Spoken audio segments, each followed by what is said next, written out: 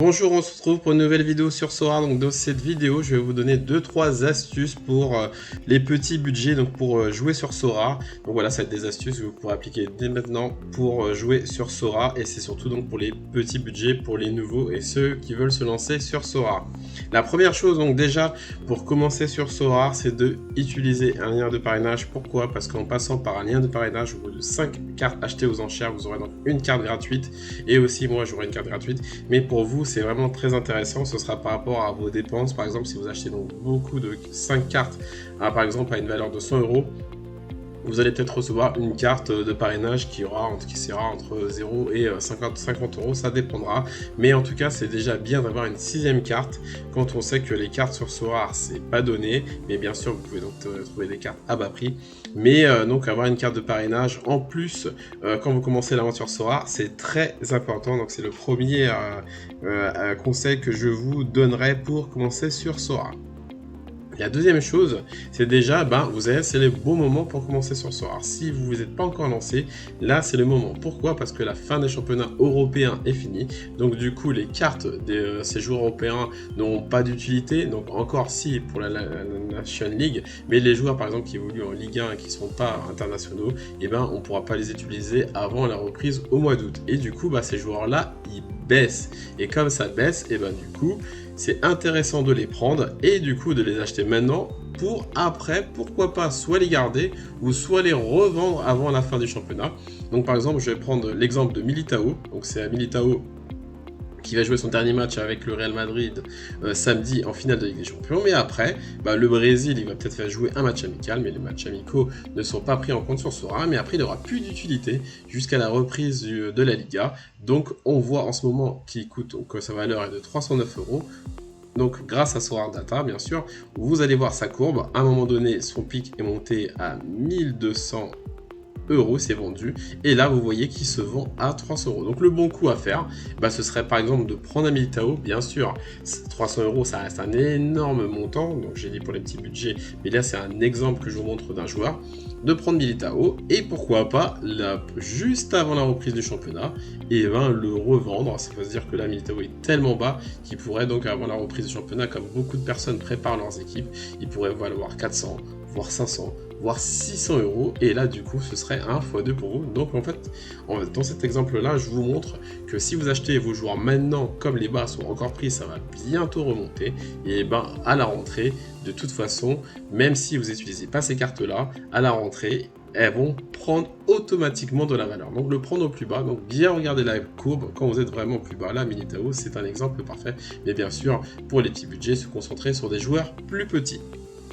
Autre chose maintenant pour jouer donc avec les petits budgets, donc utiliser les side games. Les side games c'est quoi? Ce sont des sites dérivés de Sora. Donc il y en a plusieurs que j'utilise. Moi j'utilise aussi donc la Sora Academy. La Sora Academy c'est bien parce qu'on n'a potentiellement pas besoin de cartes.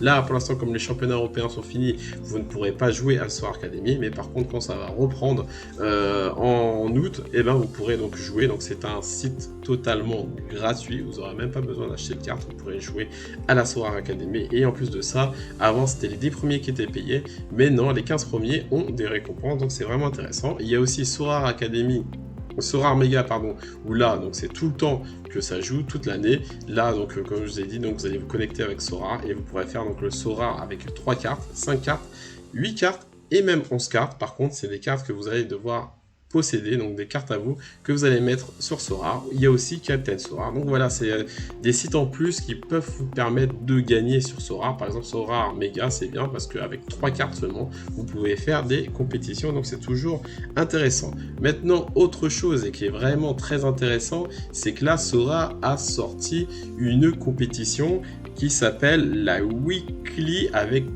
2 commandes et 3 limited. Ça c'est une nouvelle compétition et ça c'est bien sûr pour les petits budgets. Pourquoi?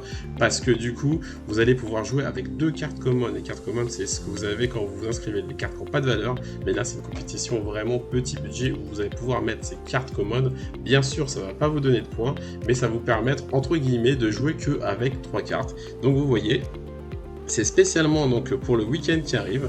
Donc on clique sur compose et vous mettez donc vos cartes common qu'on vous propose. Voilà, il faut en mettre 3. Et ensuite de ça, vous pouvez donc mettre vos cartes limited. Par contre, je crois que il y a des conditions un peu où c'est marqué voilà en dessous de le L15, donc c'est les moyennes dernières, en dessous de 50 il me semble. Mais en tout cas, cette compétition weekly spéciale, elle est intéressante pour les petits budgets. Ce n'est pas une compétition qui est tout le temps, mais si vous voulez savoir le calendrier et les compétitions qu'ils proposent, ça change de temps en temps. C'est marqué calendar, Game Week de 73-76, et là vous êtes informé de toutes les Game Week. Il y a aussi bien sûr d'autres compétitions pour les petits budgets, comme la Underdog ou la spécialiste. Donc il y a vraiment pas mal de choses, mais ça, cette compétition-là, je voulais vous la présenter parce qu'elle sera vraiment intéressante pour les petits budgets, où on pourra du coup utiliser que 3 cartes.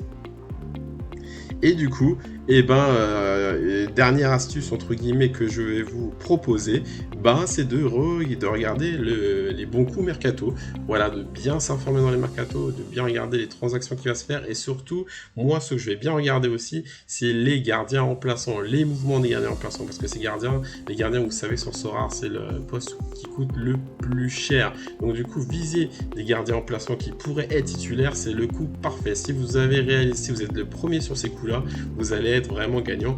Un exemple, par exemple, sur Mandanda, le gardien de l'OM, qui veut donc aller potentiellement à la Coupe du Monde, qui va pas rester à Marseille, ça c'est sûr, il veut être titulaire à part entière. Par exemple, Nice s'intéresse à lui.